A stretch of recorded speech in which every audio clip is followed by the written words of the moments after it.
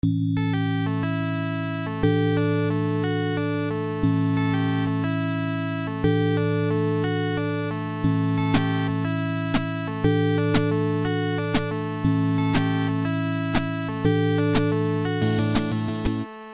Beatles. Terrific news via the George Harrison Instagram account. George's classic live album, Live in Japan, is back in stores with a new Dark Horse Records repressing on 2 LP and 2 CD, featuring 19 tracks from George's solo and Beatles years. The album was recorded during a tour of Japan with his friend and longtime musical collaborator, Eric Clapton, in 1991. Support your local indie record store and pick up a copy of Live in Japan on Friday the 20th of March. Support your local indie Beatles podcast, and please enjoy this special reissue of one of our very first episodes from the depths of the pandemic lockdown in June 2020. Take it, TJ.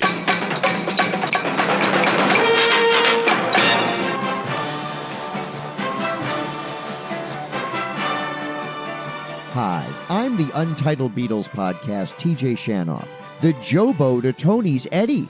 Before we kick off this episode, producer Casey, Tony, and I just want to thank all of you for your support, for listening, for downloading, for leaving us great reviews on Apple Podcasts, for Discord, for Facebook.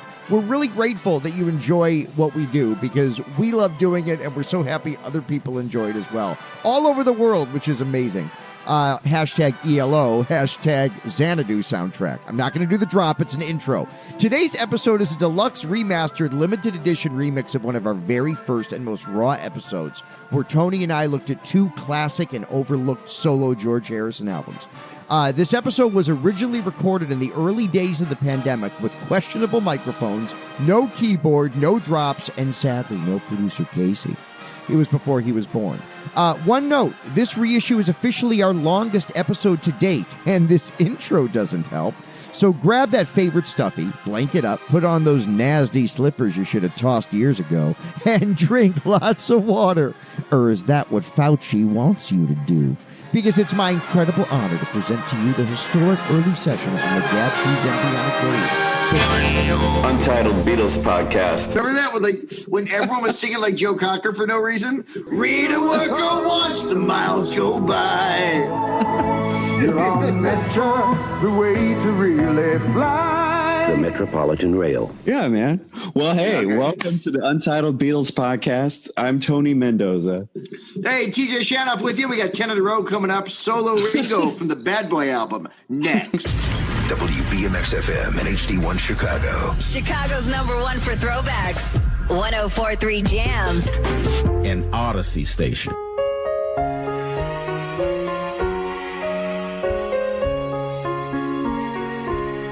Now you can count on me.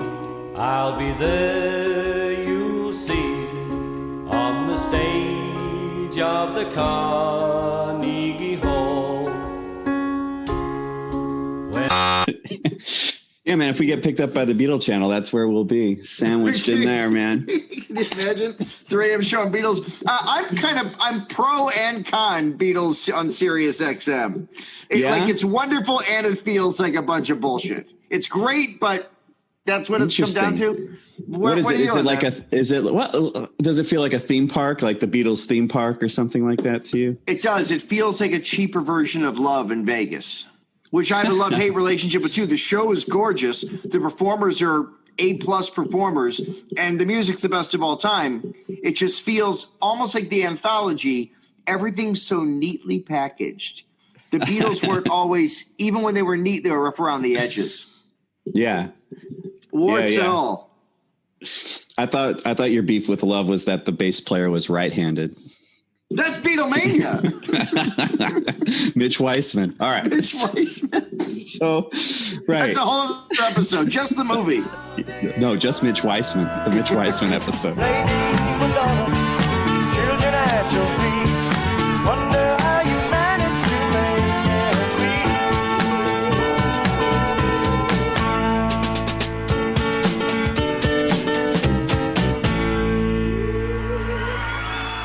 He was on an episode that I have, and I will say, I've got so much stuff to send Tony Mendoza, and contact me, and I'll send you things too, everybody.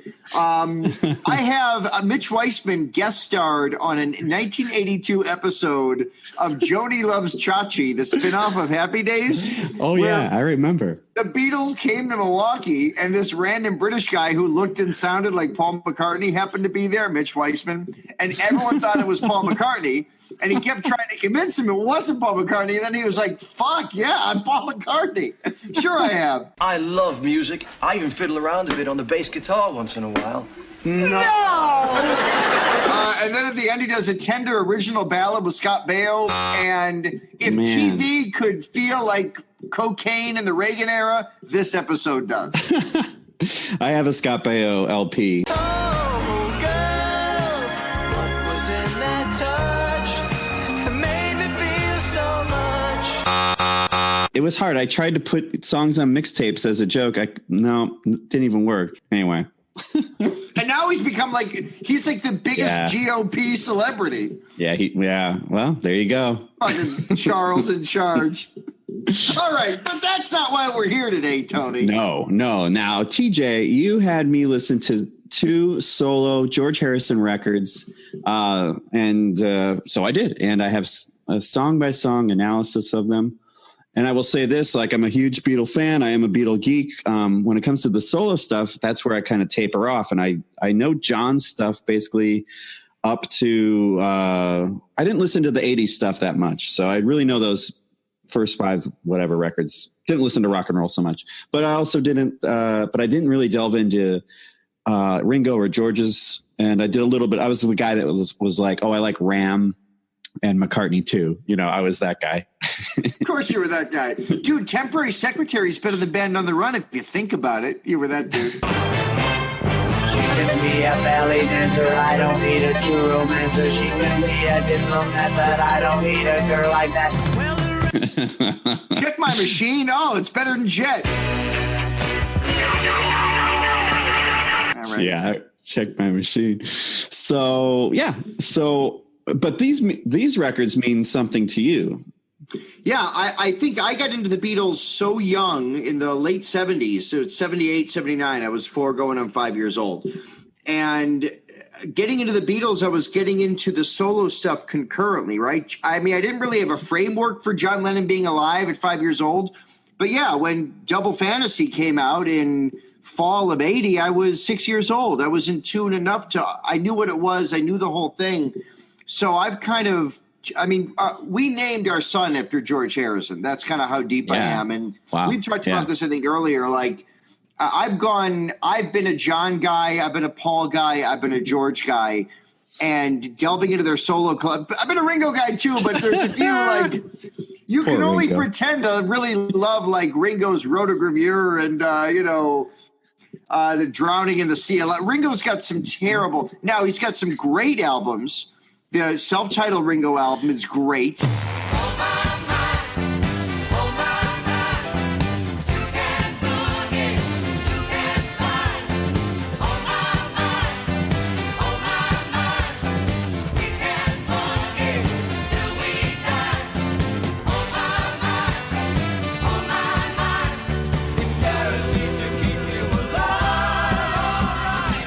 And he had a comeback album in 91 or 92 called Time Takes Time it's just great. But we carry the weight of the world. It's breaking us down on our backs like a boulder. Before it's too late, get rid of it, girl. Get it off of our shoulders. At any rate, I've lived in a lot of the George solo stuff.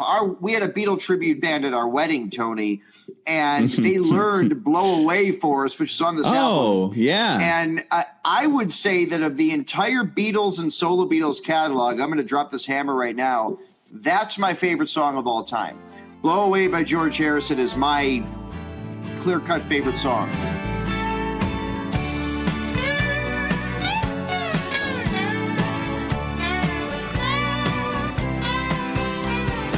All it's got to take is some force to make it blow away, blow away, blow away. All I got to do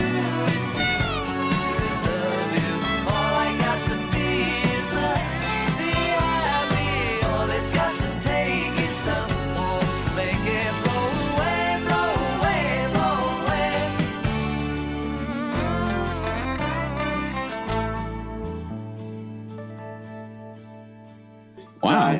The guitar, the melody, it's optimistic. The minor chords come at the perfect time. It resolves so beautifully. It ends on that kind of suspended fourth. I love the way the song just kind of ends with that ending, that old trick. So, yeah, these are two albums that I've lived in and loved since they came out almost originally, and I'm so glad you get a chance. Now, you're going to hate a lot of both of them, and I think, is my guess, hate may be strong. You're going to quibble. That's strong. Yeah. And I'm objective enough where I think I'm going to agree with your quibbles, but because they've been with me so long, they feel a little personal. So that's where my over-enthusiasm for this shit comes from. Well, I will never mean any offense with any of my stuff. Nothing really offended me that George did. So, I got the wrong one up. Where's my other? Here we go. Self-titled. And time permitting, I also have notes for George Harrison live in Japan, 1991. Oh, time is definitely permitting because we got to get to that with Clapton and his band. Yeah. So Self-Titled came out in 1979. George Harrison, it was his 8th studio album. And it starts off with Love Comes to Everyone. So right off that production took me somewhere. And it just reminded me. So I was 4 when this record came out. It reminded me of, as it says here, it reminds me of being a kid looking out the backseat window, no seatbelt, and longing to go. Freedom, right? Fuck liberals want me to wear a seatbelt now? Coming up next, Jews. Stay with us.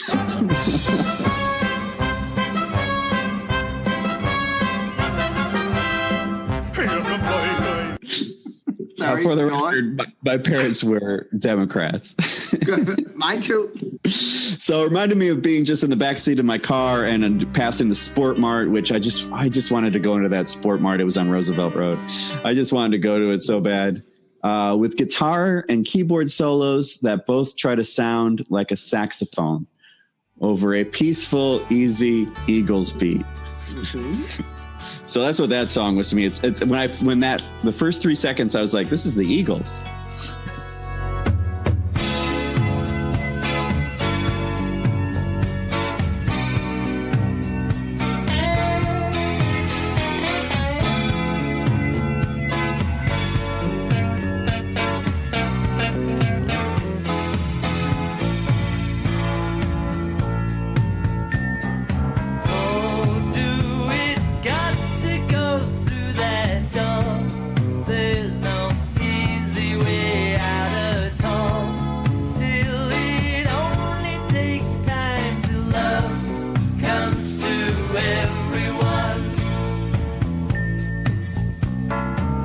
Harrison comes in.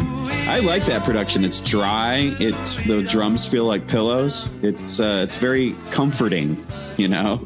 It's a very comforting sound. I think that's it is. It's Clapton playing lead on Love Comes to Everyone. Okay, he wanted to play sax on that guitar. That's exactly what he was doing.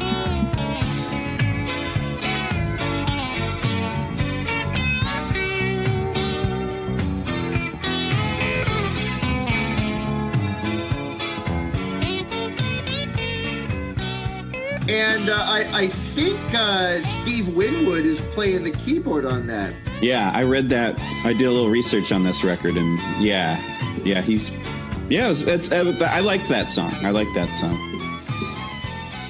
It's a nice one. It is.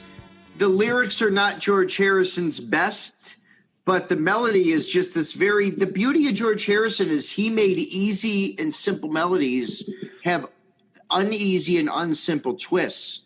Yeah. You just had some moments in the song that don't feel like George Harrison songs can be hinky in a beautiful way. Oh, yeah. There was one. Well, yeah, I made a similar note to one of those songs. Well, then it comes Not Guilty. Not guilty of getting in your way while you're trying to steal the day. Not guilty, and I'm not here for the rest. I'm not trying to steal your vest. I'm not trying to be smart. I only want what I can get. sorry for your aging head, but like you heard me said, I'm not guilty. An oldie, a dusted off obscurity. I don't know if anyone knew this song in 79. I guess it probably had been bootlegged, but I don't know. I think a lot of those bootlegs really came out around the early 80s, right? With those John Barrett tapes, I think. Yeah. Kind of went, but yeah, that was from the, there's an Esher session of it. That goes back to the White, written in India, I think, and rejected for the White Album. Not guilty of getting in your way while you're trying to steal the day. Not guilty. And I know before the rest, I'm not trying to steal your best. Yeah, after like 102 takes or something like that. So my notes on this, I prefer this version. I'll bet it took 200 takes to get it there. That was my idea of a joke. I was also a little bit magical. The magic kicks in as I was listening to this record. Well, that's what they encourage. In 79, you were supposed to put the heroin needle on right when track 2 began. You kind of cook it during song 1. It's funny because I like the Beatles version better. This one to me is so soft. It almost feels a bit like and again, I love this album, but this feels like a Muzak version of Moondance to me is what I've always thought of it too.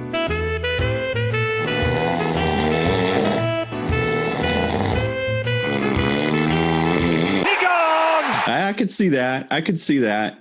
It might be that I've probably heard that Beatles version so many times. That's all. Yeah. Okay. So I was like, for me, this is like, oh, fresh. So the third song, Here Comes the Moon. So this is what you were talking about just a minute ago. I wrote classic George in that chords quickly take a strange, sad turn in a surprising direction. Catchy, restless. And then I wrote the chimes on the fade out. He was late to yoga. Yeah, totally. Over those arpeggios. Ding, ring. Yeah. Yeah.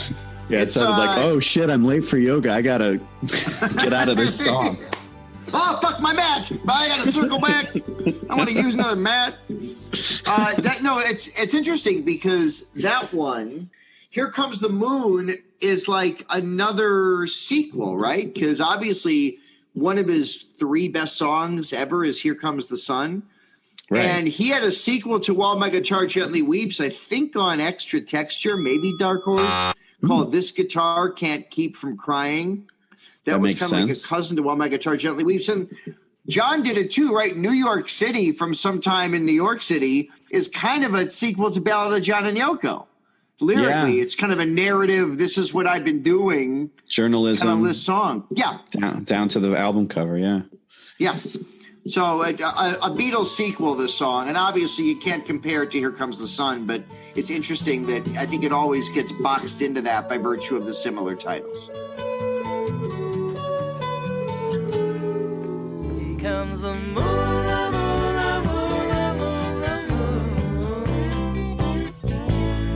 Here comes the moon, the moon, the moon, the moon, the moon. Oh yeah. Yeah, it's a cool. I liked it. I liked this record overall. It was just very mellow. It was very mellow. I found it at least. Soft-hearted Hannah. Soft-hearted Hannah. It's a different Hannah. So Soft-hearted Hannah. I wrote British rodeo clown music with a disturbing fade out. The conversation and kind of the jaunty guitar playing, yeah, with like the tic-tac piano and but then that fade out was so weird. Like, didn't they like very speed it down or something, or up? They do it like it's Johnny's birthday and All Things Must Pass. It kind of does that, and then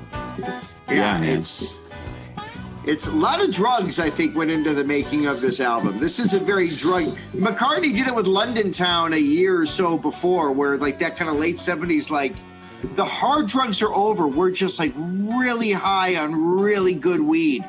You know, like this is just a ton, like that kind of languid. Everyone, like every song on London Town's like 6 minutes and languid. You know, it's like this album's a little bit. Languid is the word, and I love it. But languid is a word I go back to describe this album too. Everything's a little soft. Yeah. Yeah. Well, I read that he was in a comfortable place in his life when he made this record. And I believe he was a new father, I believe. To Danny. Yeah. Yeah. Yeah, but that's about all I had to say about that song. It felt like a throwaway and a kind of a palate cleanser. And Goof, it was a weird song. Mm-hmm. A lot of weird songs in this one. So Blow Away, right? All right. So I have the hit. The single off this album, yeah. Yeah. I love all of it except the wretched Yamaha DX7 intro. In his defense, that sound wasn't as horrible in 1979, but it's still such a vile sound. If used now, yes. In context, disagree. Given the era and the echoing with the guitar and keyboards echoing each other is a nice technique too. They have kind of a call and response thing there that saves it. Again, the beauty of the genius of the Beatles, it saves. And if Gary Wright had done that as a solo song or like Steve Winwood, it would have been drecky. It would have felt like a bad Chicago song. A lot of bad Chicago songs, by the way, mostly after 83 or 82. That album, fucking Chicago 17, every song on it was a single. People would do that. No, I can't afford the album. I'm going to buy every song for $1.99, though. That's more than the album, you idiot. Yeah, but there's a remix of Stay the Night on the single. Why?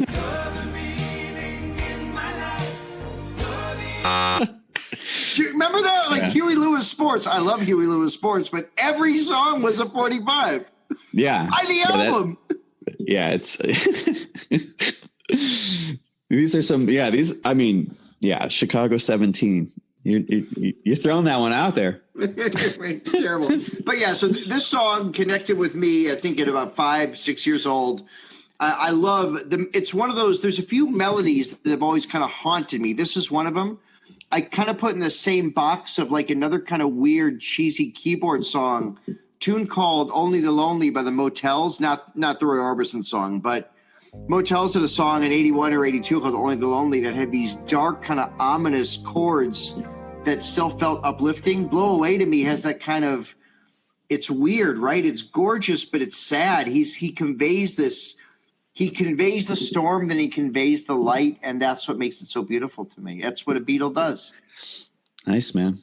That's good. And you had the band, but you had, like you said, you had at your wedding, the band, you had them play that. We had a Beatle cover band and they learned it for us. And they actually thanked me afterwards. I thanked them for nailing that song because my wife loves it too. And they thanked me. They said, what a joy to learn this, to add this to our repertoire, which I thought was really neat. It's kind of a forgotten solo Beatles song. It wasn't a number one hit, but to me, it is just as beautiful and as clear as George Harrison ever was on record. All I've got to do is to love you. All I got to do is be happy. All it's going to take is some warmth to make it blow away. It's especially now. It's a weeper. I'll put that on a weep. I also do that with the cast album, A Ragtime, but so I've got a few other issues. Yeah.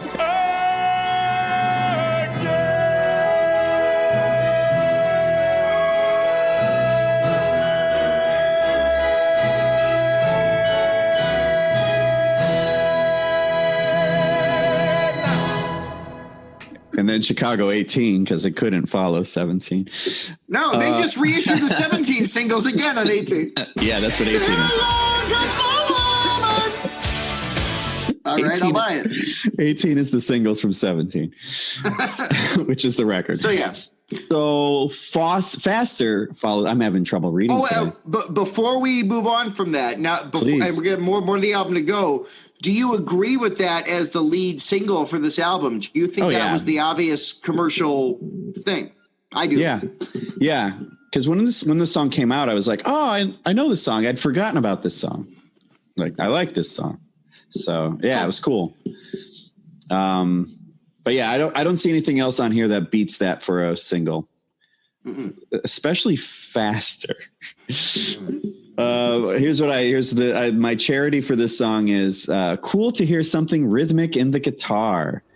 Not sure we need 30 seconds of Formula One racers at the beginning of it. The sound effects. Yeah.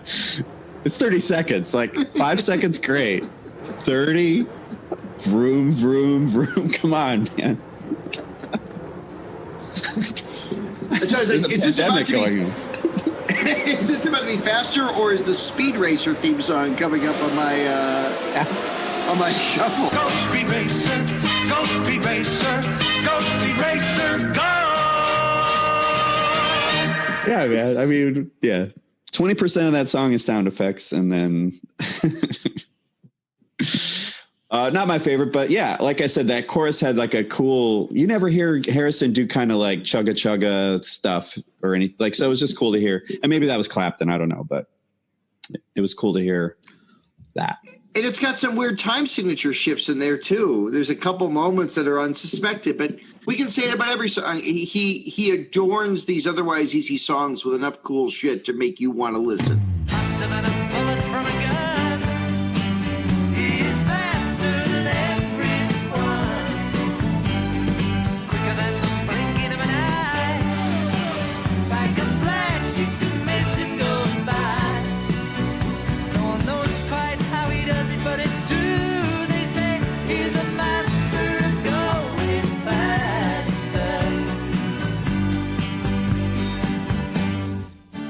Like, it's not, that song is another one that in lesser hands would be like, this sucks. With George, there's still merit and it's interesting and it's melodic. Those harmonies, he's a master of going faster. Those stacked harmonies on there, just beautiful. Yeah, man. You know your Harrison. So yeah. His wife held back her fears. Like, okay, we get it. Generally, it's like when Earnhardt Jr. died. It's like, oh my God, how did somebody going 200 miles an hour die? You know, like, I get it. And when Amelia Earhart Jr. died too.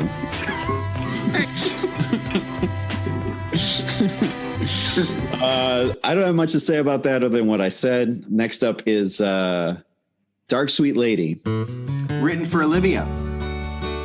So I wrote, I was a bit magical when this song came on. I wrote, by Were you flying? I was kind of flying here. By putting a phaser effect on the Wiro, that percussion instrument, George Harrison makes it okay to like Jimmy Buffett style rock and roll. What a great way to put it.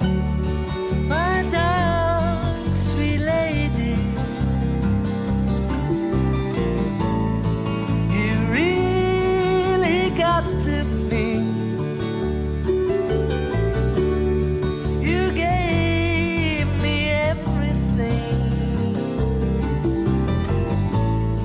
I've really fallen. Yeah. The harp plucking, do do do do do do do. It's just such a beautiful. I think it's a harp. I don't know. I'm magical every time I've heard it since the '80s ended. It's a beautiful song. It's always felt like his fusion of "And I Love Her" and "If I Fell." Yeah. Okay. Yeah. It's funny. I just saw like beach, blue drinks, flip flops.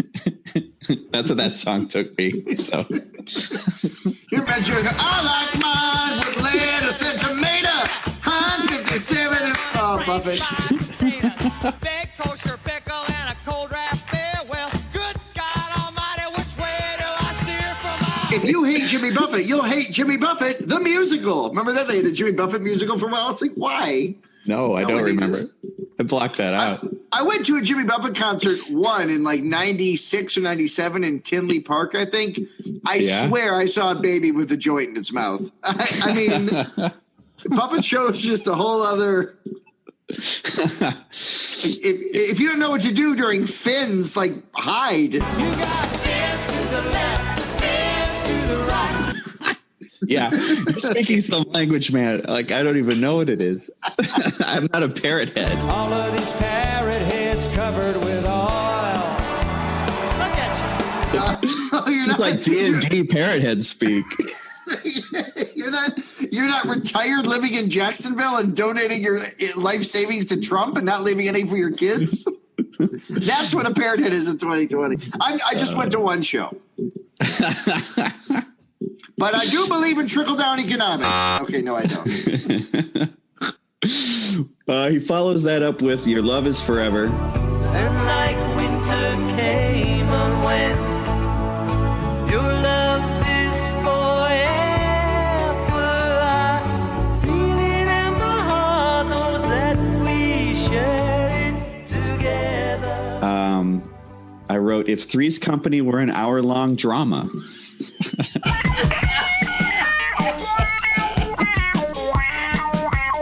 I mean, this album took me places, TJ. Oh, buddy. I got to get a hold of that LA weed. Chicago weed is for pussies. What is going on in LA? I love LA. It's another one. We're like, why are you yelling, Randy Newman? I get it. Yeah. And why'd you have those brutes do the we love it? It sounded like they were going to catch up to me and beat the crap out of me. It's like, I love Randy Newman, but you can't, like, every song from Toy Story, it's the same song. You're my friend, I'm your toy. He's got this thing where it's like, you get it. Friend, toy, scream. Okay, Randy. Yeah, it's that Martin Short character that wrote the same. Give me a C, a bouncy C. Irving Cohen was it. Irving Cohen. He writes a song, everything in bouncy C. Give me a C, a bouncy C. C. Or will you be the fella sitting right here next to me? He started out nice, then he slipped on thin ice, then he split from Marlon. Now he has to pay the price. So William B, da-dee-da-dee-did, whatever the hell you want to put in. Irving Cohen. So that's what I thought of that one. Okay, agreed. Yeah. Soft Touch. So this was Keltner's, his drummer's nickname for Generous George. Called him Soft Touch. Man, all I wrote was I like the organ. Winwood? That might be Gary Wright. Let's look at the album. Oh, yeah? Okay. Dreamweaver. Let's see. I might be wrong here. No, Gary Wright's playing on If You Believe, which is a great one we'll get to. Yeah, Soft Touch to me is fine. It feels like filler. It's cool, and I don't really have much to say about it.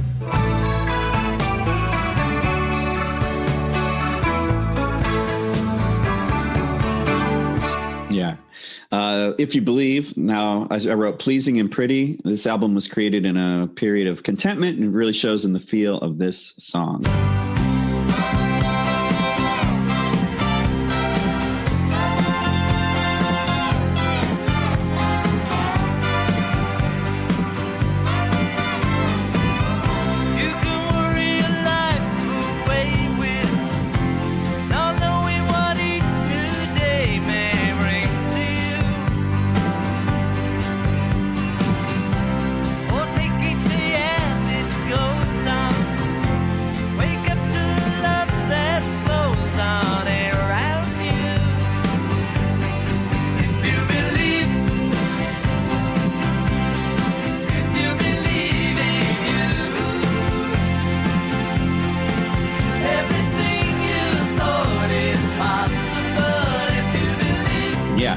This reminds me, it just sounds like he's just in his groovy house or wherever I don't know, where was he, in like Malibu at this point, or was he back in England? I don't know if he was in Hawaii at the time. Oh, wow. I'm not sure. I think that's where Soft Hearted Hannah came from. I think that's a Hawaiian reference. Really? Yeah. Okay, man. So. That song got even weirder. Right? I didn't get luau from that. Speaking of Buffett. Yeah. Why don't we get drunk? You're a baby. And screw. Get the joint out of your mouth. Somebody get this kid a bottle and some medical attention. And a cheeseburger, for Christ's sake. Right? I do. It's the only Jimmy Buffett Cheeseburger in Paradise, the only popular pop rock song with the word kosher in it, I think. Big kosher pickle. All right, Buffett loves the Jews. His manager obviously convinced him to do it. Jimmy, love the song, but what's a pickle if it's not kosher? I want another 18%. I'm allowed to make those jokes. Let me make that clear. I think If You Believe to Me sounds like it could have gone on Living in the Material World, or even All Things Must Pass. It feels, to your point, of that celebratory, joyful, life is great. I believe in a larger thing. That's like a classic 70s solo George Harrison tune to me. Yeah, it was a good one. I liked it. And then they had on my version here, the 2 demos. Here Comes the Moon demo. I like this version. You can really hear the influence of All Things Must Pass. So I learned that while he was making this record, he listened to All Things Must Pass a lot too. He was trying to tap into that spirit, I think. And you really hear it on these demos at the end that were reminiscent of the demos for All Things Must Pass. There's just the same quality going on in the playing and even some of the chord journeys. Yeah, it was cool. Here come the moon,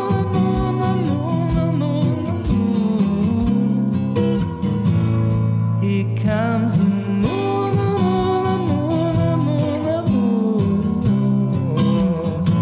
oh yeah. And then the Blow Away demo is really nice. I love that. Yeah, I said I definitely prefer this version for some reason.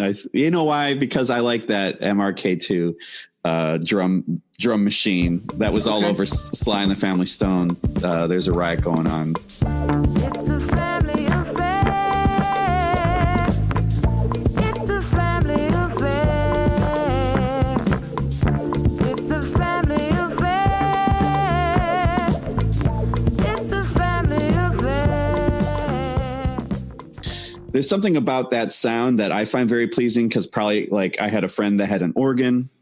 And this is in the 80s, and we would play the beats trying to make Run DMC music, but all you end up was getting that samba beat or whatever.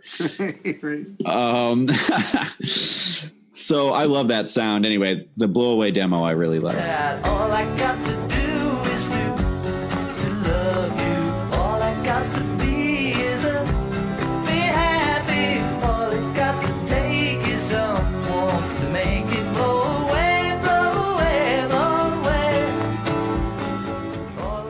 You know, I love it too. That was revelatory for me when the CDs were reissued and remastered and streamed in 04, 05 when these albums came back out again. I hadn't heard it before. I love it.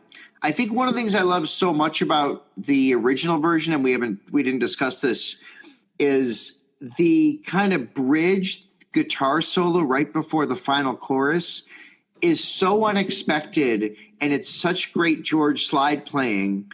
Yeah, it feels both understated and perfectly dramatic. That's what I've always loved about it.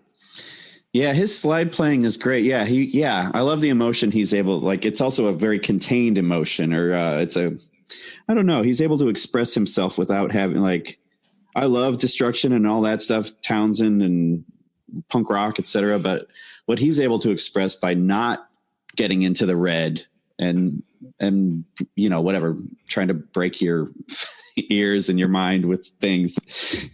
I'm just saying he's able to tell it more lyrically, I think is what I'm trying to say.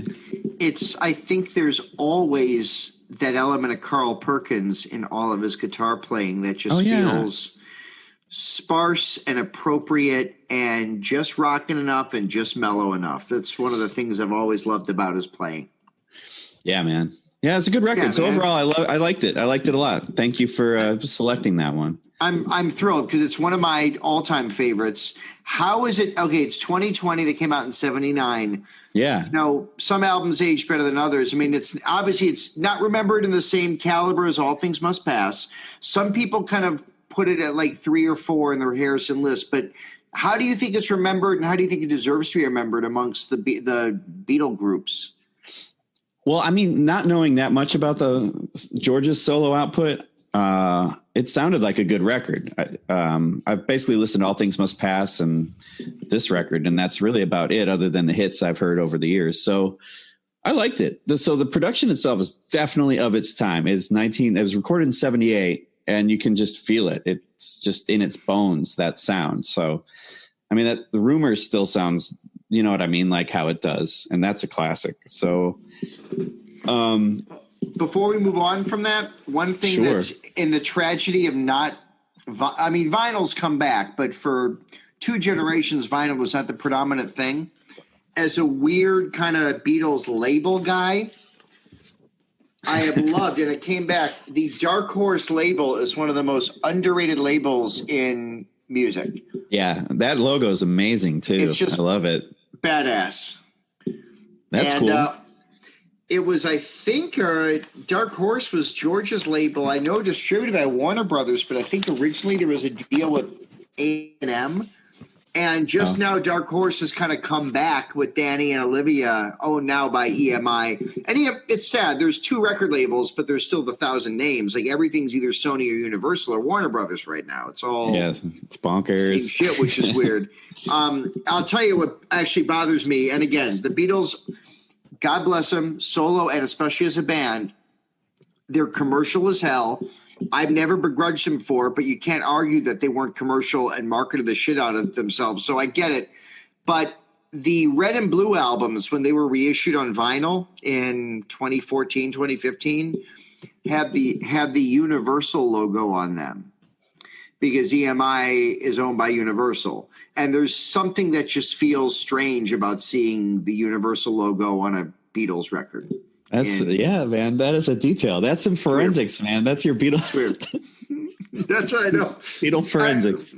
I can't tell you when Stu Sutcliffe died. I can tell you about all the labels. I've got a weird label thing. Oh, yes. I love my label. My label loves me. I label people, Tony. Here's how I label you. Oh, let's hear it. Go on. You review me. The second half is TJ reviews me. All right, give it to me. Thoughts. Number 1, you're trying hard, and I respect that. Trying is a good part of it. And then you had me listen to George Harrison live, 1991, live in Japan. Mm-hmm. And with Eric Clapton and his band. Right. So I was reticent. Original pressing of it. Oh, that's an original. Yeah, man. Yeah. And I know that, so to me, I just heard live band and Eric Clapton in 1991, and I just was like, okay, all right. And anyway, I was pleasantly surprised. But I will voice all my beefs. Welcome to Voice Your Beefs. We're going to go over every great fucking beef in the Chicagoland area. We're staking out beef flavors throughout the windy city of Chicago. Next stop, Al's #1 Italian beef.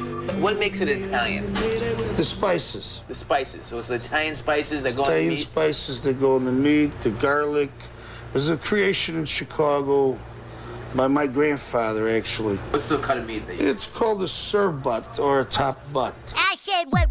In the butt. Voice the... That's my Wendy's. That was my Leo Burnett. Wendy's, if you're listening, we could be your spokespeople. Hey, Wendy's just signed these 2 mid to late 40-year-old white dudes. Where's the beef? Yeah, for no reason. No reason. So let's, again, love this album. To me, this album is because it came out when I was, I think, a senior in high school. I lived in this album. Like everybody else, I think it was... I right around when In Utero came out, like my college roommate was just listening like In Utero and like Dinosaur Jr. and a lot of Pavement, all of which I eventually got into. But I'm like, yeah, I get it. But have you heard Clapton and Harrison live in Japan? And McCartney's Off the Ground is pretty legit. And this is why I didn't get laid. So I loved this album for a long time too. And it's got its faults and its shortcomings. It's very glossy as a whole, but it's a concert I dreamed of going to that I never went to. We talked about this a little, I think, last week. George Harrison was recruited by Clapton and said, you got to go out on tour. Cloud 9 from 2-3 years before with Got My Mind Set on You, When We Was Fab, all that stuff, was the biggest hit any Beatle had in the decade. And Harrison, after the first Wilburys album, too, Clapton basically said, you got to get out on the road. You got to go play. If not, McCartney just went out. Look at all the money he made. And Harrison said, I'm not so sure. And Clapton said, let's play Japan. It doesn't have the same glaring press and the same Europe and USA bullshit attached to it. It's a safe environment. Yeah, quieter. Quieter. Clapton's band learned everything. Harrison was in. By all accounts, Harrison loved it and said, I'm good. Don't need to do it around the world or in the USA. Yeah, man. So that's kind of the context to this tour and this record. Well, it starts off with a deep cut for people, usually. The Beatles, I Want to Tell You. So here are my notes. 15 seconds of audience fade up. Don't need that. Dear editor. I wanna tell you, my head is filled with things to say. When you hear all those words, they seem to slip away. When I get near you. So you know that what's that weird chord? There's that discordant chord in this song. It's alright. I'll make you maybe next time around. You know what I'm talking about? Did you ever remember? And if I seem to act unkind? No. When it goes from major to minor, I love that. No, it's in the verse, and it's I want to tell you, my head is filled with things to say. Yeah. That dissonant. It's dissonance. The first time I ever heard that song, I was in like an 8th grade or something, but I was like, oh, it sounded like the song broke. And it was like, anyway, I loved that part of the song. And so anyway, my note is that the funny note is up in the mix. Nice. Mm-hmm. Wish there were less singers. I don't like all the background singers. God love them. I'm glad you're working. I don't need put the mic down. It gives it a Vegas-y type sheen. Yeah, it's got that's a that sheen. effect. Yeah. Yeah. So and this is also around the same era when the Who went back on tour. And that was when I got into the Who in '89. And when they did Tommy and stuff, and I was like I wanted to see Live at Leeds. Instead, Townsend's playing an acoustic, and there's 17 people on stage, and there's 20 singers, and you're like, okay. I kind of liked it when it was just that 3 instruments and a guy whipping a microphone around.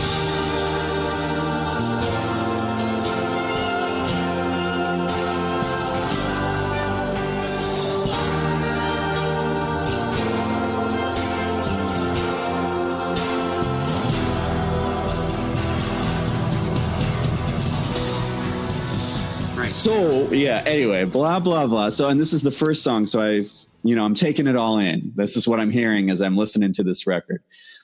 I wish there were less singers. The beat is too straight. I felt that whoever was drumming was just too, he needed to warm up a little more. He's too stiff. I like the weird first solo, which it felt like a George solo. I think it's George, then Clapton in the second solo, I think. Yeah, I don't like the other solos. So let's put a pin in this for a second. And okay. Where are you with Clapton in general, but especially this era Clapton? Where are you with Eric? Are you Clapton as God or fuck Clapton or somewhere in between, Tony? Well, all right. I liked Cream a lot. I liked his stuff in the Yardbirds. I thought it was weird that he left the Yardbirds when they went pop to do the blues stuff. I like Bell Bottom Blues, that record, Derek and the Dominoes. Yeah. And I didn't really listen to Blind Faith. Was he even in that? I forget. He was in that, right? He was. Okay. So I didn't really get into that. And then I don't like that song Cocaine. And I kind of like that After Midnight song, kind of. You don't like Cocaine? And which After Midnight are you? Early After Midnight or fucking Michelob Light After Midnight? Oh. Because that made me mad. Yeah, right. Yeah. He was in recovery at the time. Come on, guy. No, I like the upbeat one. I like it sounds like the 70s one. No, I'm pretty like I've never, other than Cream, I've never put on an Eric Clapton record on purpose. I don't even think I own any, so he's not my bag, man. I love Cream, but I like Jack Bruce and Ginger Baker. You know what I mean? Sure. Oh yeah. I got a weird soft spot for shitty Clapton. Yeah. His album Slow Hand from, I think, the one that had cocaine on it, also Wonderful Tonight, has, I believe, one of the best rock singles of the 70s, one of the best mastered singles, one of the best groove in the pocket singles. I am a fucking lay down Sally apologist. I think that groove, it just kind of chugs in a way that I can't explain it, man. I love Lay Down Sally. There is nothing that is. It's got like, it's almost Ringo-esque, because it's under tempo but not sluggish. I know you've got somewhere to go, but won't you make yourself at home and stay with me? And don't you ever leave. Lay down, Sally, and rest here in my arms. Don't you think you want someone to talk to? Yeah. It's kind of in its own pocket. But so when this was going on, I was really into a Clapton comeback album called Journeyman from, I think, 89 or 90. That era, we could do a whole podcast on how The Who, The Stones, McCartney, Clapton, and then a year or two later, George Harrison, and I think some iteration of Pink Floyd were all out on the road. And it was the big kind of comeback, the last gasp of the 80s, when all the classic rock acts kind of got their shit together and said, we can make a ton of money. And that's also the era of the Rolling Stones are back on tour.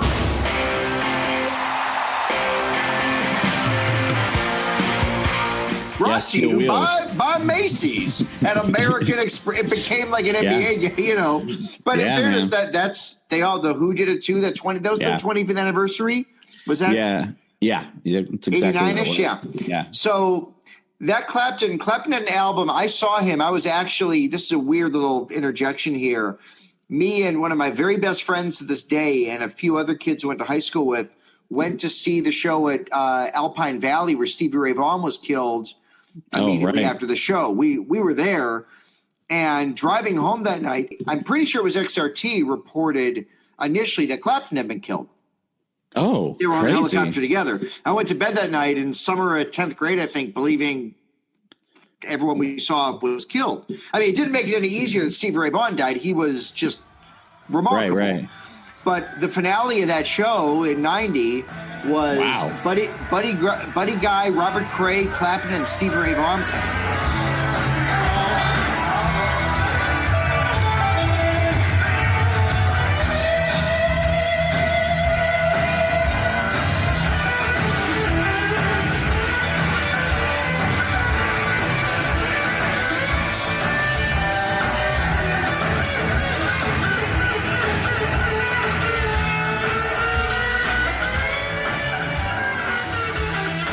My Clapton thing in real time was I loved the band that toured this album. I saw a couple times. So I give them a little more credit. We talked about Chuck Leavell, the keyboard player for the Allman Brothers. He's in this band. Yeah. Greg Phalanges is playing piano in this. So won't you please welcome Mr. Greg Phalanges. It's a crack band, but it suffers from a bit being too Vegas type. Crack band is not always a compliment. How does that sound? Yeah. Crack band. All right, well, I'll finish my notes for this song, TJ. Sorry. I went off. I apologize. No. I thought it'd be funny because my next note is another round of solos. This song got a little inflated. Like, I like my Beatles songs 226 or whatever. This got into like 347 because of solos. Like, oh, I want to tell you with my guitar again. Anyway. Old Brown Shoe, I put exclamation point in parentheses. And yes, got the beat right. The bass part was totally right.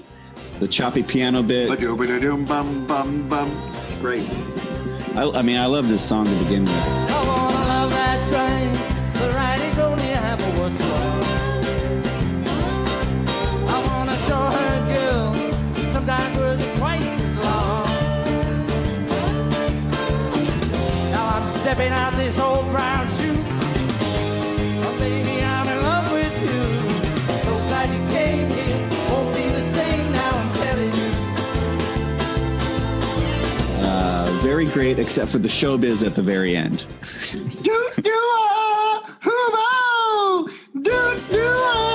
It ends on that chord. That chord makes me.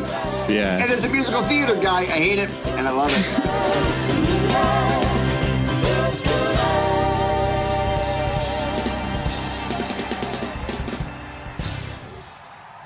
I've long said this album could be George Harrison, the musical. The way it got my mind set on you ends Act 1 and Here Comes the Sun begins Act 2. It's like, or Cloud 9 begins Act 2. It's like, oh yeah, it makes sense. It's like a show choir that you have to say you like, but don't like.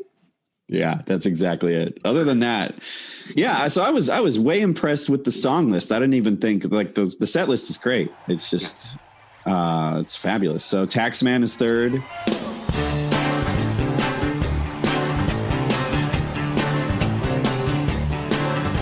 Let me tell you how it will be.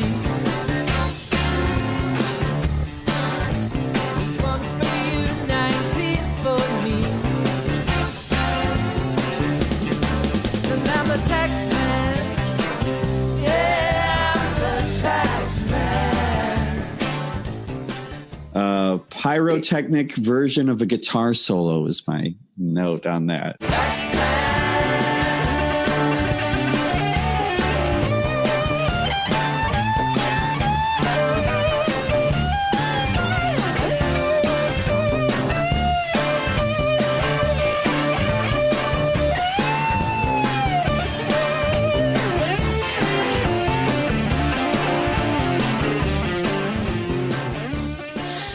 Yeah, third verse rewrite. Okay, right, all right. So this is the one where they rewrote, they added an extra verse, right? Or no, they changed the verse.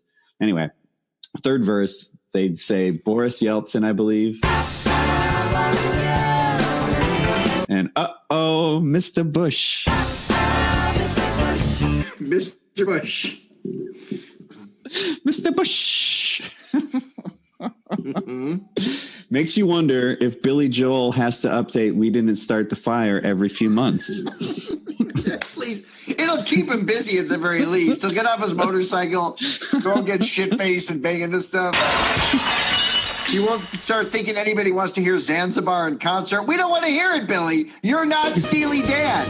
Don't play Zanzibar. But yeah. I love when you I love it when you go off on these peripheral artists. Because during the pandemic and before, I'm losing my mind. I love it. I love it.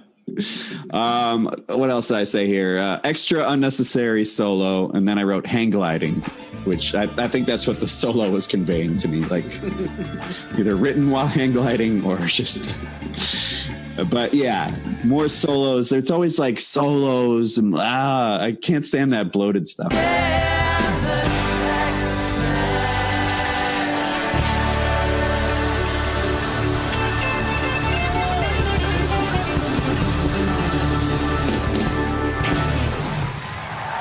You know what I always loved about it, though? I love how they start with the original intro from the album and then kind of count it off and kick right into it. It's kind of the beginning's a neat moment. Oh yeah, I liked it. It's just one. Yeah, I liked it. I liked it. I just wish you don't need to do that other solo that's not on the. Anyway, you're a traditionalist. You like it that it was recorded. Well, maybe in this case, yes. Yeah, in this case, yes. I don't mind some extended live things. It's got to be good, though. It's got to be good. This is, to me, just like, look at me play. I don't know. Dude, you got to hear the Fish cover of Ride, Captain, Ride. It's 26 minutes.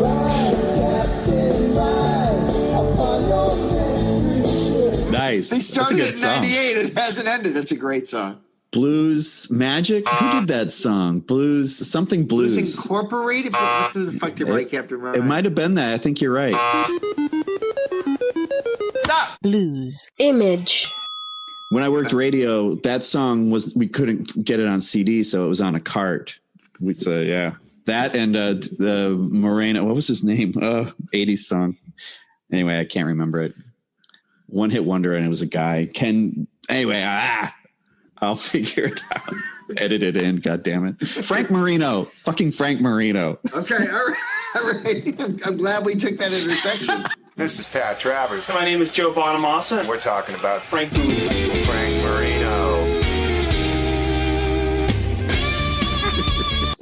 All right. I've said too much about Taxman. Do you have anything else? Right. No, it's cool that the first song, Revolver, is the third song on this album. The first three songs on this are great. It's an inspired. Yeah. He didn't start with one of the classics. He went with relative deep cuts, and I love it. Yeah, totally cool. Yeah.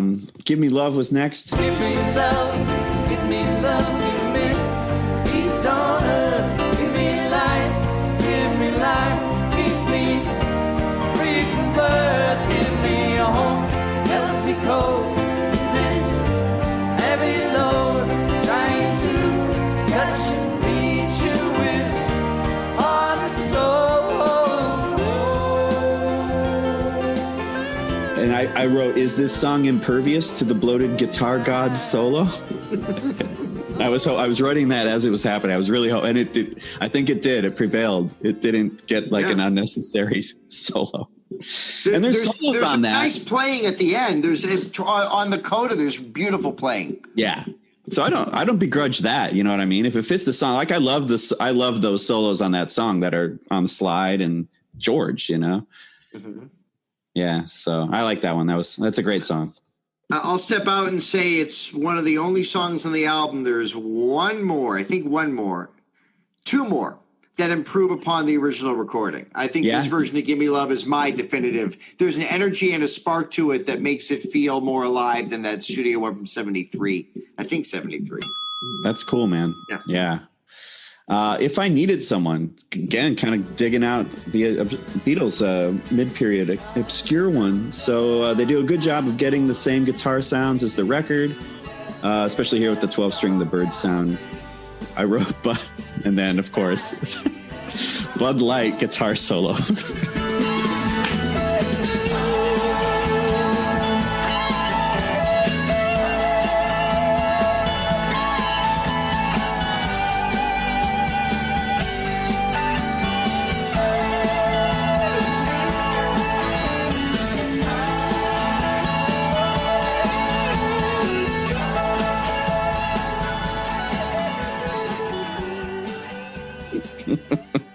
Which it sounds like he's playing some I Don't Get Around Much anymore. So listen again. It's like, is he copping that? Who's playing? I should know this. Whoever's playing bass on this is some of my on Clapton's longtime bass player from that era. His bass line in this song, and he does a little kind of noodling in the intro. That is just dramatic and wonderful. I don't begrudge the bass player anything on this record. Yeah, I wonder who did that. Nathan East, who was in Clapton's band for a long time. That's cool. He ends so many songs on the third. He has this ending that's fascinating me. He did this on Clapton's got a live album from this era called 24 Nights that he did with like an orchestra and it's like all the Clapton bells and whistles from the era. So I've heard his playing a lot, and he has a lot of these kind of trills that end on do do do do do do do do. Like if you're in D, it ends on F sharp, and it's just like a cool, like, okay. Yeah.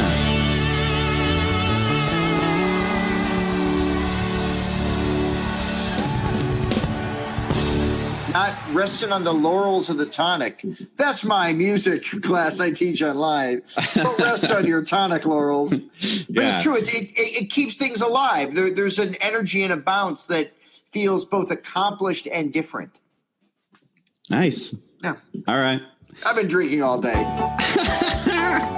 Fucking quarantine. I have a 4-year-old. I gotta get back in shape. So go on. Next up is Something.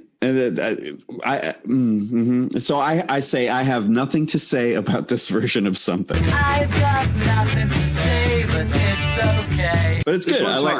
I like the song. It's all right. I probably definitely like the original better. I didn't like I said, I had nothing to say about it. This to me is the most egregious Vegas example. And George even throws a Sinatra reference in when he goes, "You stick around, Jack, it may show." You're asking me if I love you. I don't know.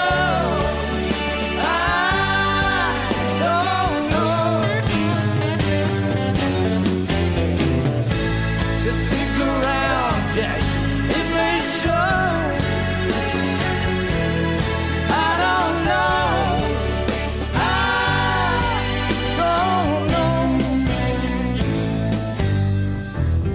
Something in the way she knows.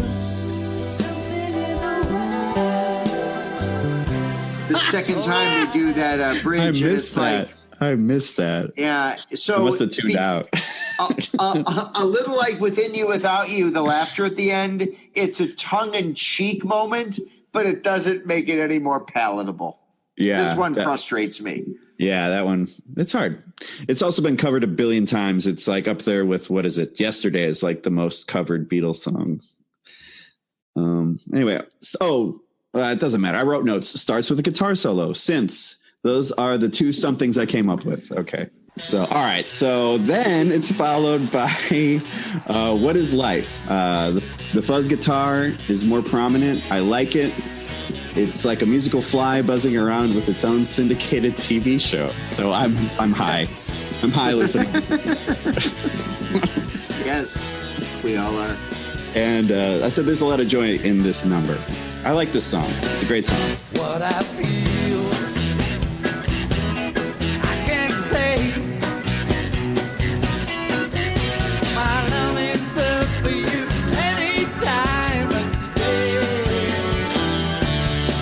It's my love that you need. Try my best to make everything succeed. Tell me what is my life without your love? Tell me who am I without you by my side? Yeah, it's a great song. I mean, it actually does a decent job replicating the All Things Must Pass. It rocks pretty hard. Yeah. The musicianship's great. I don't mind the background singers because it's very Phil Spector reminiscent. Yeah. So you can forgive it in this because all the Phil Spector stuff was overproduced anyway. Yeah, this is a huge highlight of the album. Totally.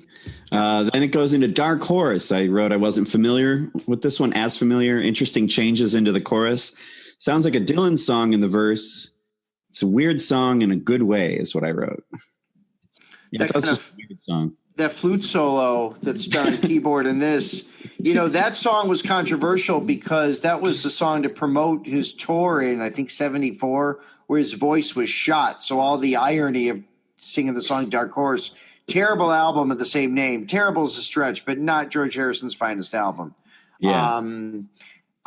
And this is another one that the live version improves upon the original because he's in better voice for it. The band's more spirited. The song doesn't sound as dour or forced when done live. There's air to it. It breathes. I'm a dog horse, and I'm running on a dark race course.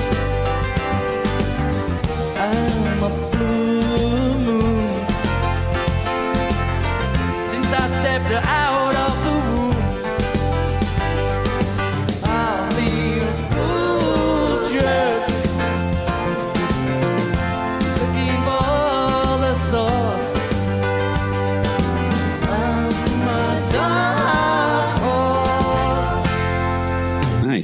Nice. Yeah, I'll have to give. So I don't think I've given Dark Horse a proper spin. I think I've listened to all his records, but while on road trips and stuff, and I may have been not listening. So, but then in the live record, back to that, he goes to Piggies. Pretty true to the arrangement. I wrote exclamatorily, Piggy. Oh, I wrote down Piggy pranks, Piggy banks, Piggy thanks. So I think he added a verse. It must have been weird to hear this song live. It's a weird song.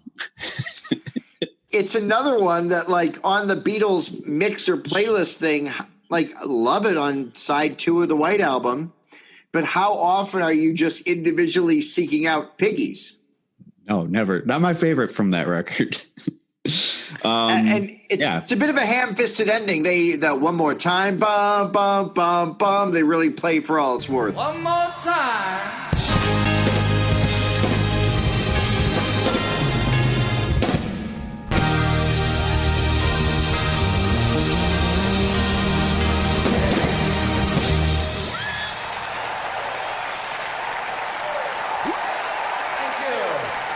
Thank you very much. I don't begrudge it. It makes sense, but you got to acknowledge they're trying to hit a grand slam with that ending. They're swinging for the fences. You're right, man. You're right. And the song is honestly, it's a double for George, really. It's a double. Yeah, it's a double. You got lucky. It should have been a single, but he beat it out. It's a double. Yeah. Yeah. Beatles baseball metaphors here on AAA radio. No baseball, so we'll think. Yeah, Neil Aspinall overthrew the ball to Mel Evans, and Piggies got to second. I think we just read a children's book. I think we did. Oh, yeah, man. All right. So then got my mind set on you. I should hate this song, but I've never hated this song. That's what I'm telling myself. Yeah, it's. I don't know why I like this song so much, but does this song sound more 50s than the original, except for the Michael J. Fox guitar solo? All right, guys, listen to the blues riff and B. Watch me for the changes and try and keep up, okay?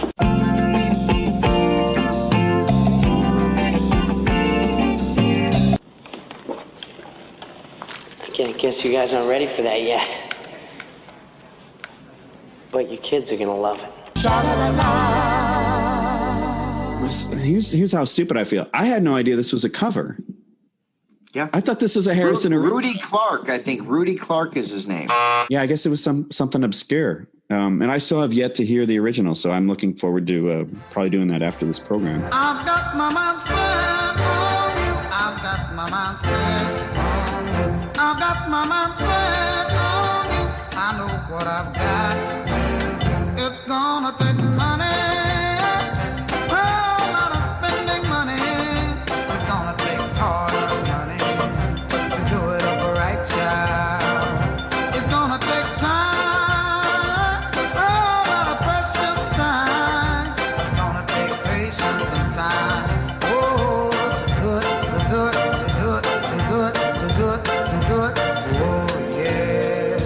The original has a bridge. I only discovered it about 5-6 years ago. And there's a whole other bridge that George left out of it. I think the thinking being George remembered it versus going back to listen to it to get it right. Right. Everywhere I go, you know, bad luck follows me. Every time I fall in love, you know, I'm left in misery. This time I really feel. But what a straight, that whole Cloud9 album, maybe we can get into that one day. That was, he had a comeback that was unbelievable. That whole 87 through 88, George Harrison was as relevant as Duran Duran and Debbie Gibson. I mean, I'm not trying to compare him to pop bullshit, but he was topping the charts in his early 40s and the 80s. I mean, it's outrageous. So I love this version of it. I think the end to me sounds like the end of Act One of a musical. If there's George Harrison, the musical ends with, they do that halftime ending, and it that kind of staggered, almost gospel ending that just kind of feels like a curtain coming down. And that's both a compliment to the energy and kind of a diss that a Beatles doing a musical theater trick to end part of his concert set. I got my mind set on you. I set on you. I set my mind on you. I got it set.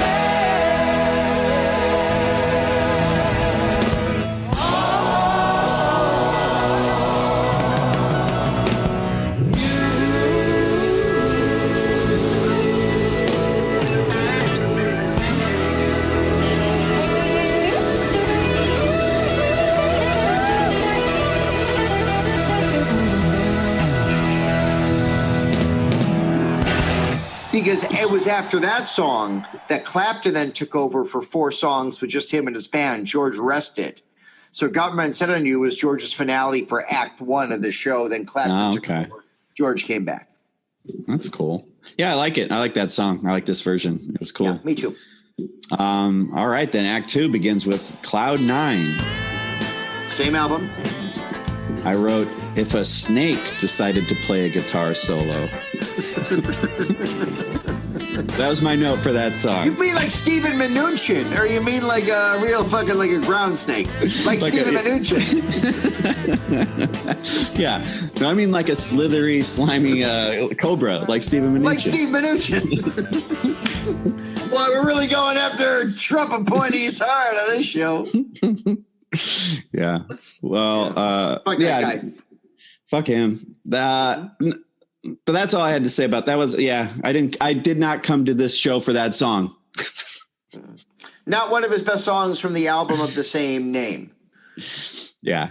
Then Here Comes the Sun. I wrote, it's all right. It's a good song. So beautifully done. I get that one will make me cry. That version. Yeah. That version. The audience response on the opening notes is kind of just forever places George in time as being one of the most relevant songwriters, right? That a whole, 40,000 Japanese concert goers hear the opening notes and go, oh, it gets me every time.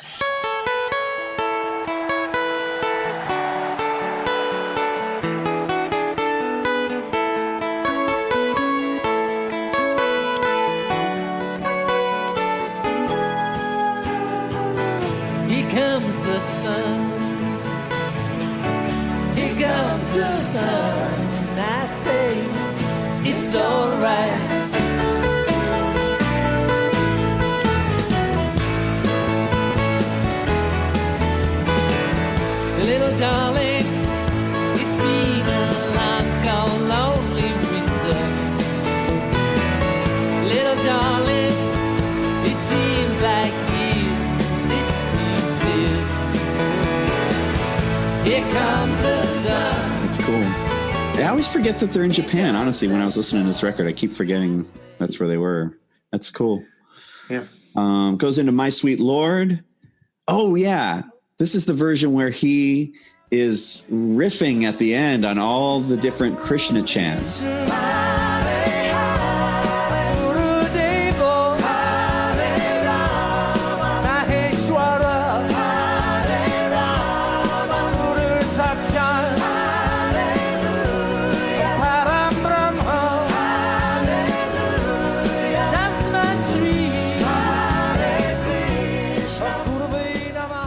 It was almost like his answer to John's God with the I don't believe in Beatles, I don't believe in Zimmerman. This is like his positive version of all the things he does believe, I think. Or at least it's pro, you know what I'm saying. And this is another one where the backing vocals, again, an All Things Must Pass track, the Hallelujah, those choruses there, the backing vocals make sense. It complements it because it was overproduced to begin with. Yeah. Yeah, I would love to hear a remixed All Things Must Pass, like just less treble, more bass. Yeah, well, that's when they've struggled to remaster 100 times, right? Yeah. Like the Layla album has been reissued 6 times. It's hard. It was so thick. How do you remaster that Phil Spector wall of sound on All These Must Pass? I'd love like a stripped down version of it. Yeah, me too. All those years ago, I like this song. It's a great song. That's from Cloud 9, right? That's Somewhere in England. That's from 81. Oh, All Those Years Ago is... Yeah, that was the one that George wrote for Ringo. Then George kept himself, rewrote the lyrics after John died. Yeah. Ringo's playing drums and Paul and Linda are doing the backup vocals with Denny Lane. That's right, yeah.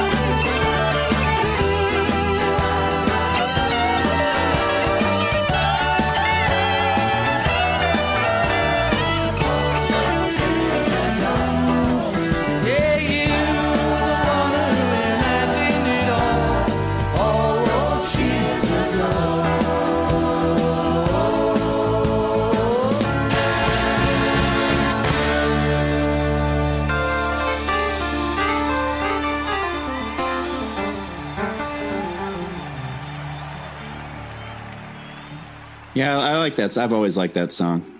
Also, same with the next song, Cheer Down, one of my favorites. I love I like these solos. Yeah. They make sense, well, because they feel part of their time. Cheer Down is from Lethal Weapon 2. That was the single from the movie. It played over the end credits. That's right. He was doing these one-off soundtracks in the 80s and stuff. Yeah. He covered a Dylan song for Porky's Revenge. He did I Don't Want to Do It, an unreleased Bob Dylan song.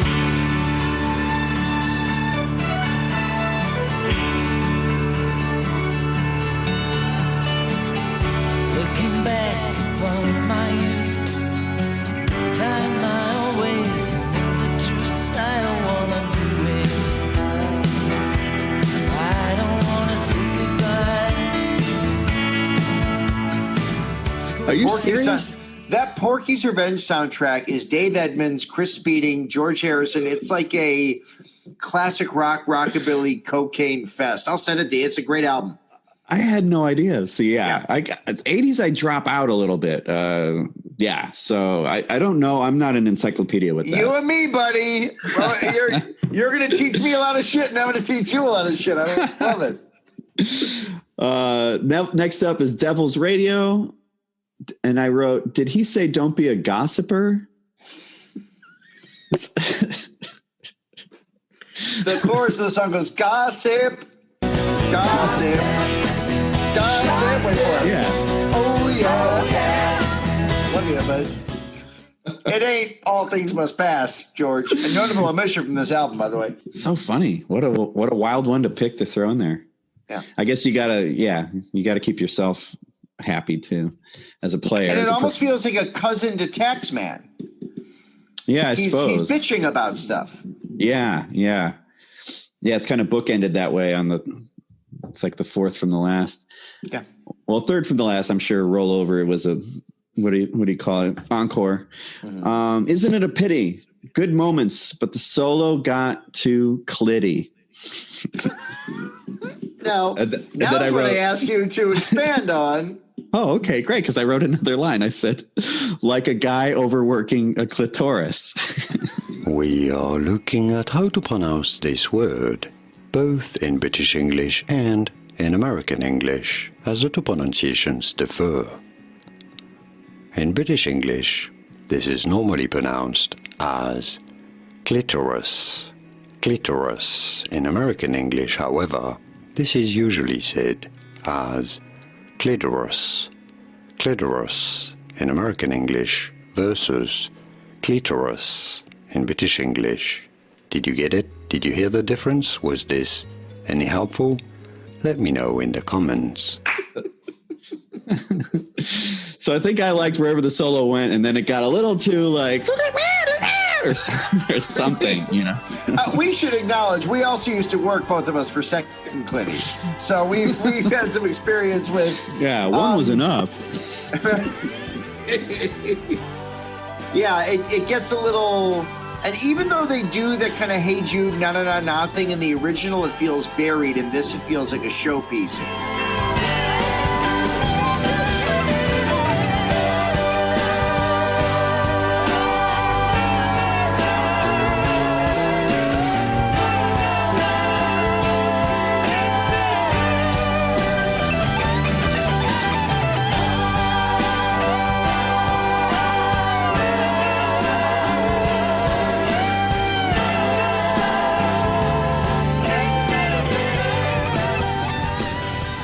And this is when I've seen Paul McCartney way too many times to admit, Tony, and I've never been comfortable with, all right, just the ladies. Nah, just the people who are in the middle. That's a hard thing for me.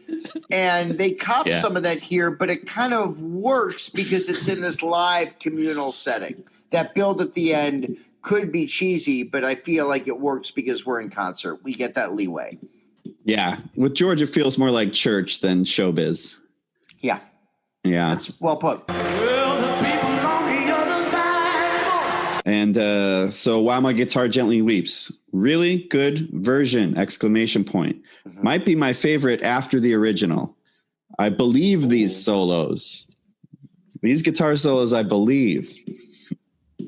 Well, because how magical to have George and Eric playing together.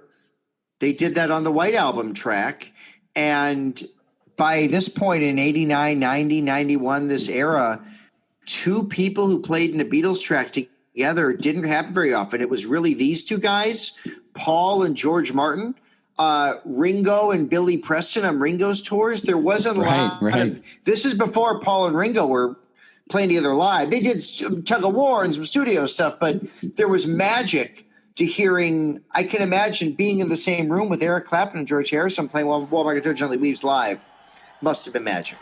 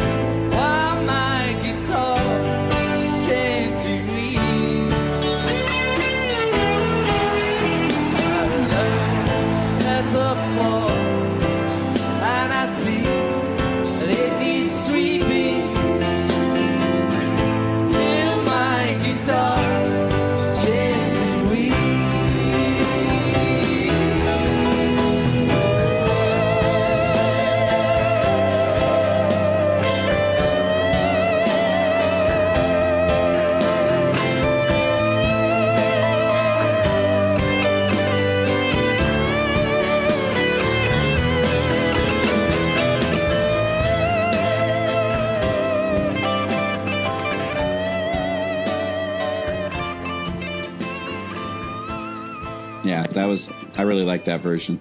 Yeah. And then we have Roll Over Beethoven. Roll Over Beethoven. This one was performed by the Showbiz Pizza Band.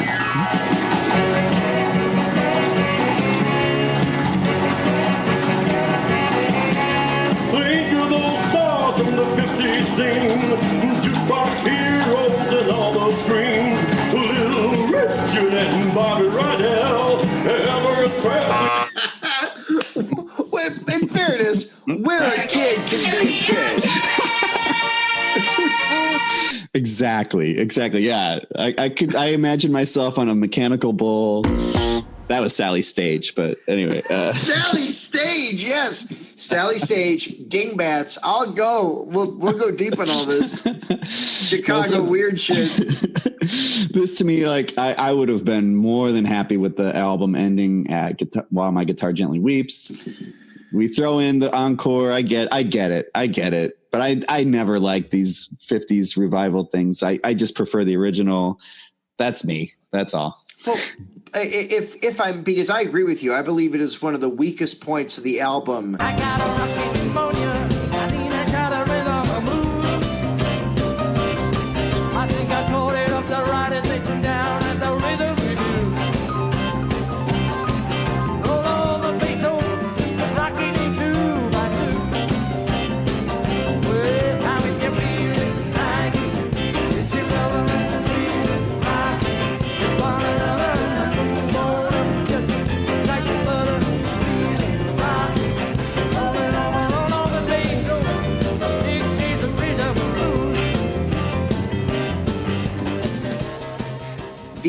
The one that was on with the Beatles, but what I remember it more fondly from is the Beatles' second album. The original cover of this, and I think a BBC version or two, fucking rocked. It was compact, it was organic, it was quick. They were still working up a sweat even in studio. Yeah. This one felt your Showbiz Pizza thing was right fucking on, because this one, if I had taken written notes for this, flaccid is the word that I would have used. They take one of the great rock and roll songs, one of the great Chuck Berry songs, and one of the great Beatle covers of all time, and turn it into like a Dean Martin telethon. Not Dean Martin. Who did the telethons? Oh, Jerry Lewis. Yeah, like a Jerry Lewis. Jimmie Nicol as Jerry Lewis in the Beatles on tour while Ringo's sick. Yeah, this one is disturbing that you got Clapton and George Harrison farting over one of the great rock and roll songs of all time. Yeah. All right. So we're actually pretty in agreement on most everything here. Yeah, it was a much better record than I thought it was going to be. I thought it was going to be more like Showbiz Pizza on every track, but it was good. And I was really impressed with the song, the choices. While I don't have the numbers in front of me, Tony, and this is this is an original copy. They've since reissued it. This I was just buying even though I wasn't really listening to a ton of records in this era, I still bought the vinyl for the collection. DJ Shanoff must collect all the records. So this, what I'll tell you, this cover, which has a weird kind of textured. Yeah, that's it exactly. That's the back cover. This album, despite having George Harrison and Eric Clapton, barely sold because the cover was misleading. The Japanese writing appealed to nobody. It was just entering the early 90s when this kind of rock, the kind of 89 burst we talked about of the classic rock band resurgence was ebbing because you have Nirvana, Pearl Jam, Dinosaur Jr., Green Day. Yeah. So this kind of shit wasn't a high move product anyway. I believe it is one of the true lost solo Beatles albums. And that's, isn't it a pity? It's true. I feel like it's been overlooked because it came out in an era that wasn't recognizing this music in a package that couldn't sell. Yeah, you're right. Yeah. Bad timing, man. But I'm glad it exists. It's a good record. And thanks for turning me on to it, man. Yeah, man. It's again, this solo stuff's weird with me. Like, I'm not going to put this above Revolver. I'm not going to put this above Abbey Road, but there is a place in my heart from Real Time that is cool that someone who's just as deep with the Beatles stuff who didn't get this Real Time also understands. And this is the last we'll ever have of George Harrison live. I mean, had he lived, you better believe there would have been a big world tour. Maybe something that would have involved Paul and Ringo. I wouldn't doubt that. Beatles loved love and they loved spirituality and they also fucking loved money. I don't begrudge them for it. I'm a socialist capitalist. I want everyone to have money, but I want to make money. I don't begrudge. People were like, oh, George and John were hypocrites. They sang of imagine no this, no possessions, and give me love, and yet they had all these houses. Yeah, because when you fucking work your ass off when you're brilliant, you make a lot of money sometimes. I never begrudged that. Now, can I ask you, have you gotten your Beatles Christmas socks yet? I have the socks in all 16 colors. It came in a limited edition box for another $400. Good, man. I'm glad we're making that cheddar so we can. I can't rhyme buddy, baby. Well, I look forward to doing this again. And yo, tambien, pal. Yeah. Thanks for turning me on to these records. On the next one, we'll tackle another random Beatle topic and I was gonna say, and fuck you. And by the way, to anybody who has stuck with us for an hour and 20 minutes, and I mean this, go fuck yourself. That's the payoff. Like Ringo, no autographs, peace and love, fuck you. I'm warning you with peace and love, but I have too much to do. All right, well, we'll see you around. Untitled Beatles Podcast. Like and subscribe.